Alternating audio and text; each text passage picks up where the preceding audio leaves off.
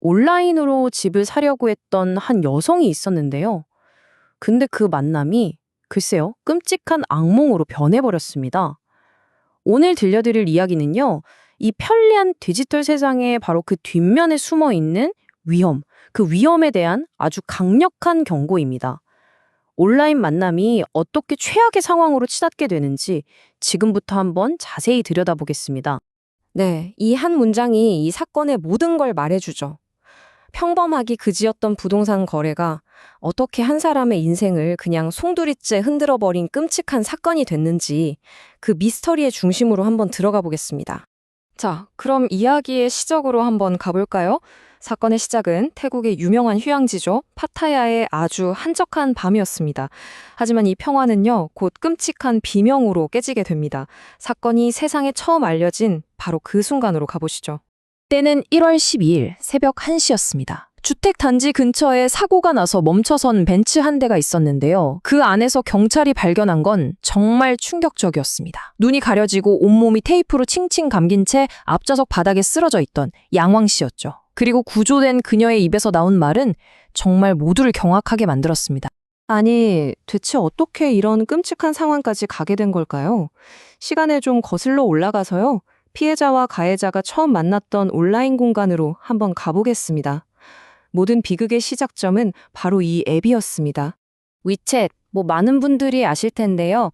이게 그냥 단순한 메신저가 아니죠. 중국에서는 송금, 결제, 비즈니스 약속까지 거의 일상의 모든 게 이걸로 이루어지는 필수 플랫폼입니다. 문제는 바로 이런 편리함이 범죄에 악용됐다는 겁니다. 자, 이 사건의 중심에는 두 사람이 있습니다. 35살의 양왕 씨는 파타야에 내 집을 마련하겠다는 꿈을 가진 정말 평범한 여성이었어요. 그리고 30살의 공가오펑은 바로 그 꿈을 미끼로 삼아서 접근한 남자였고요. 심지어 두 사람은 위챗으로 알게 된 같은 국적의 동포 사이였습니다. 사건이 일어나기 바로 전날 1월 11일 저녁이었습니다. 공가오펑은 좋은 집이 매물로 나왔다면서 양왕 씨를 자기 차에 태웠어요. 같이 집을 둘러본 양왕 씨는 집이 마음에 들었고 그 자리에서 바로 사겠다고 결정하죠. 이때까지만 해도요, 정말 모든 게 순조로운 아주 평범한 부동산 거래처럼 보였습니다. 거래가 잘 끝났는 줄 알았는데 바로 그 순간 모든 게 돌변합니다. 양왕 씨가 차를 몰고 주택단지를 빠져나가던 바로 그때 친절했던 집주인의 가면이 벗겨지고 흉악한 강도의 진짜 얼굴이 드러난 거죠. 범행은 정말 순식간에 그리고 아주 잔혹하게 이루어졌습니다. 뒷좌석에 앉아있던 공가오펑이 갑자기 양왕 씨의 허리에 흉기를 들이밀면서 위협했어요. 차를 세우게 한 다음에는 휴대폰을 빼앗아서 비밀번호를 알아냈고요. 그리고는 저항을 못하게 테이프로 온몸을 꽁꽁 묶어버렸습니다. 와, 정말 상상만 해도 끔찍한 순간이죠. 그런데 더 충격적인 건 뭔지 아세요? 범인의 목표가 고작 이 돈이었다는 겁니다. 우리 돈으로 약 148만 원. 공가오펑은 이 돈 때문에 한 사람의 인생을 그냥 파괴하려고 했던 거예요. 양왕 씨의 휴대폰으로 자기 계좌에 6,996위안을 이체했습니다. 한창 범행이 벌어지고 있던 바로 그 순간, 정말 아무도 예상치 못한 변수가 등장합니다. 어떤 사람이 차에 다가오더니 여기에 주차하면 안 된다고 말을 건넨 거죠. 이 짧은 한마디가 범인을 극도로 당황하게 만들었고 사건의 흐름을 완전히 뒤바꿔 놨습니다. 자, 그럼 이 갑작스러운 방해꾼의 등장 때문에 범인의 계획은 어떻게 됐을까요? 그의 어설픈 탈출 과정과 현재 수사 상황은 어떤지 자세히 한번 살펴보겠습니다.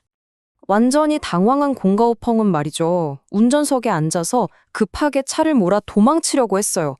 근데 너무 서두르다 보니까 근처에 있던 울타리를 그대로 들이받아버린 거죠. 차가 못 움직이게 되자 그는 결국 모든 걸 버리고 차에서 내려서 어둠 속으로 도망쳤습니다.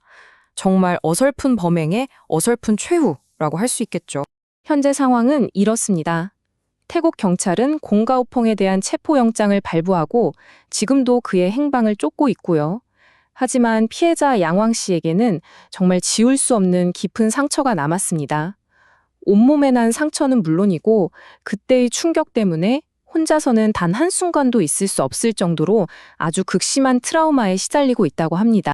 자, 그러니까 여기서 핵심은 이거예요. 이 사건을 그냥 한 개인의 비극으로만 보고 넘어가면 안 됩니다. 이 사건이 우리 모두에게, 특히 이 디지털 시대를 살아가는 우리에게 던지는 아주 중요한 교훈이 있다는 거죠. 네, 바로 이겁니다. 이 사건은 위챗처럼 어떤 신뢰를 기반으로 하는 플랫폼이 얼마나 쉽게 범죄의 도구가 될 수 있는지를 똑똑히 보여줍니다. 가해자는 같은 동포라는 걸 이용해서 심리적인 경계선을 무너뜨렸잖아요. 특히 부동산처럼 큰 돈이 오가는 거래는요, 절대 이런 비공식적인 관계에 의존하면 안 됩니다. 반드시 공인된 기관을 통해서 하고, 혹시 만나야 한다면 누구나 볼 수 있는 안전한 공공장소를 선택해야 합니다. 이게 바로 우리 자신을 지킬 수 있는 최소한의 하지만 가장 중요한 안전장치라는 걸 꼭 기억해야 합니다.